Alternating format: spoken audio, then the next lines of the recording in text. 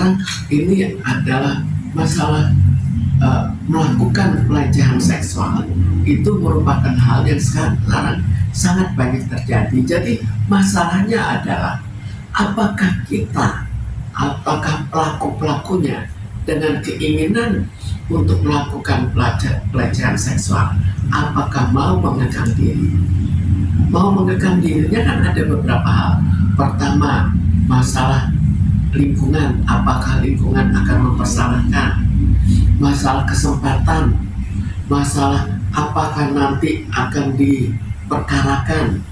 Kalau semua ini dia setengah lolos, terus dirinya juga dalam keadaan stres berat, maka otomatis pelecehan akan sangat menonjol, sangat meningkat, dan akhirnya setiap orang yang ingin melakukan pelecehan seksual tidak mengekang atau kurang mengekang diri, dan inilah yang terjadi saat ini. Bu, tapi terkait dengan Agus sendiri dengan fisik seperti itu, mohon maaf nih Bu, untuk orang-orang kaum disabilitas, apa benar Bu dia memiliki rasa percaya diri yang tinggi gitu? Sekarang orang itu disabilitas atau bukan, itu semuanya mirip-mirip juga. Ada yang percaya diri, ada yang tidak percaya diri. Hanya bedanya satu mempunyai suatu cacat dalam badannya, dan dengan cacat itu dia berkurang untuk melakukan suatu pemaksaan. Tapi kalau kita lihat di sini dalam segi Agus Buntung, di situ memang dia punya suatu kelebihan yang negatif, kelebihan dalam cara dia merayu, akhirnya kelebihan dalam cara dia melakukan walaupun dia tidak bisa membuka celananya. Ini yang terjadi kan. Jadi taktik dia sebetulnya luar biasa.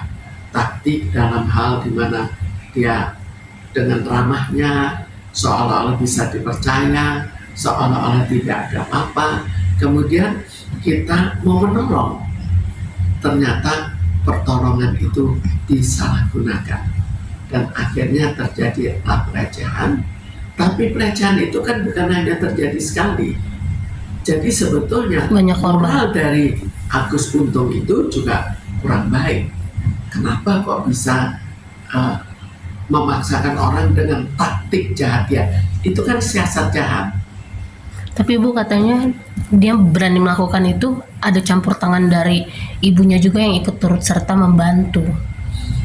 Sekarang masalah ibunya ikut membantu atau tidak, kita tidak tahu, saya tidak membaca artikelnya. Mungkin saja benar, mungkin saja. Jadi kita bayangkan orang cacat, kadang-kadang seorang ibu itu begitu kasihan dan akhirnya mengikuti semua yang dia minta, walaupun itu hal yang jahat tetap diikuti saja.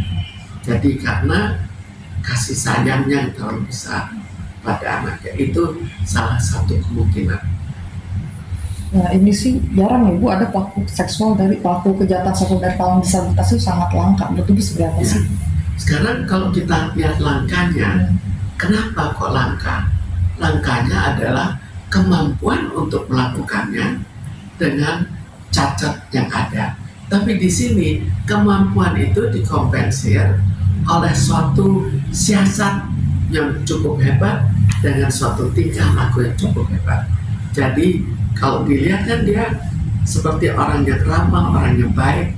Jadi itu juga yang terjadi pada golongan penipu-penipu. Kan mereka juga kelihatan baik kan. Jadi sekarang itu orang cukup sering kelihatan baik padahal dia tidak baik.